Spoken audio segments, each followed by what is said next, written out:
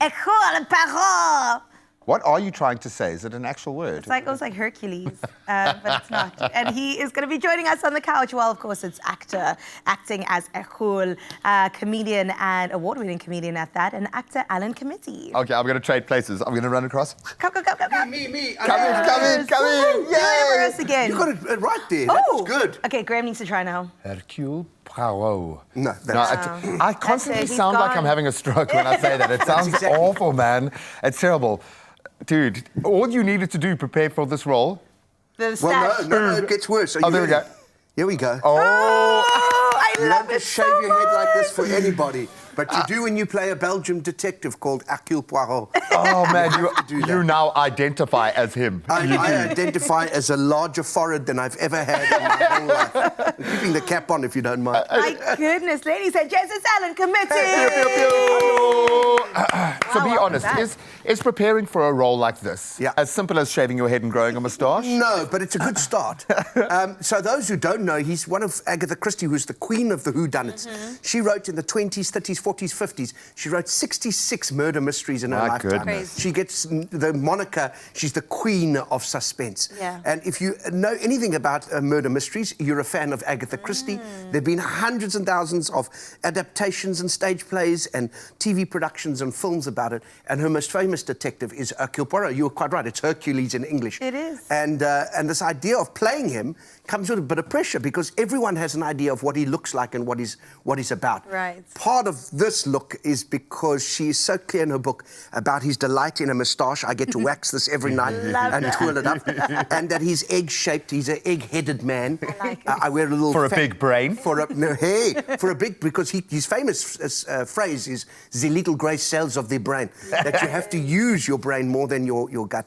So you've got to get into the role sometimes from the inside out. In this case, from the outside in. I love You start with the look and then you start playing with the text and the interpretation. Oh my goodness. And a lot of So play, I would here for imagine, it. with this. Yeah, I've been lucky enough that at a production like this, to get a chance to play with 9 other actors on a stage in a play. You know, in musicals, it's slightly more accepted and kind of you see it a lot more.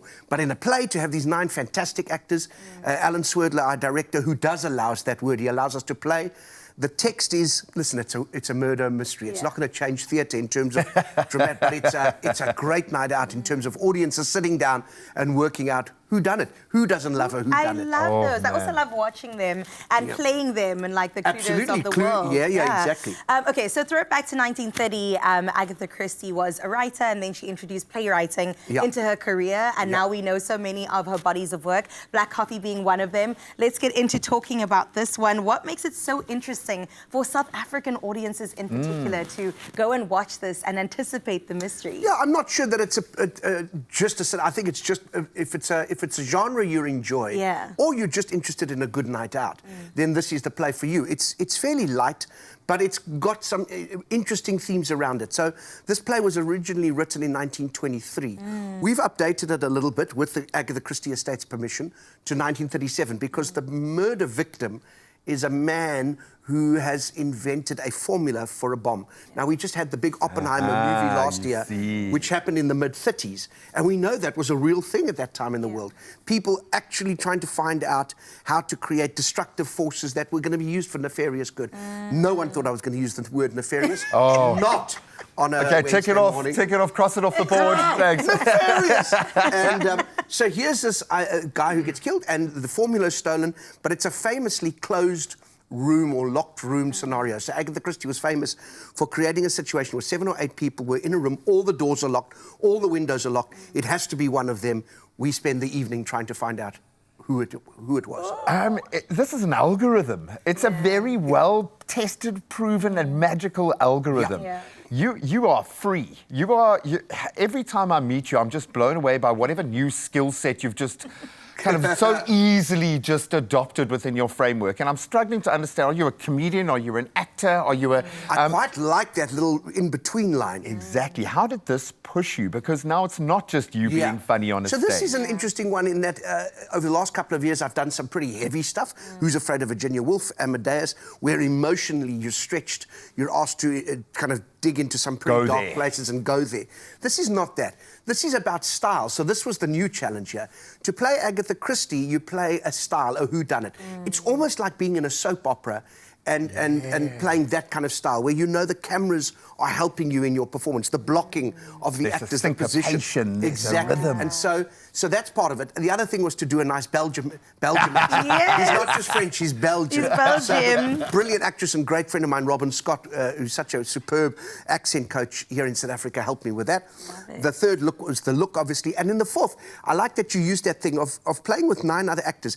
It's about bouncing a ball with each other. It's about throwing energy, working with pace, working with intention, and telling a story as clearly as you possibly can. Because so often when we're doing so much acting, we get involved with I'm storm and dranging and I'm doing the thing, and we forget to tell the story. It's a bit self-indulgent. Yeah, audiences just want to hear a good yarn. And they're there for that. And it's been amazing the last week and a half. We've been playing to these superb houses here in Cape Town. And hearing, because I don't see them. Unlike stand-up, I don't get to look directly at them. But while I'm acting, you get a sense that the audience are actively watching. In other words, they're watching as a play. Participating. But they're participating, and you hear people going, oh, well, she's in the room. I wondered why he looked. Oh, I love it. So you get a real sense of like you were saying, playing Clue like we used to do when we were growing up.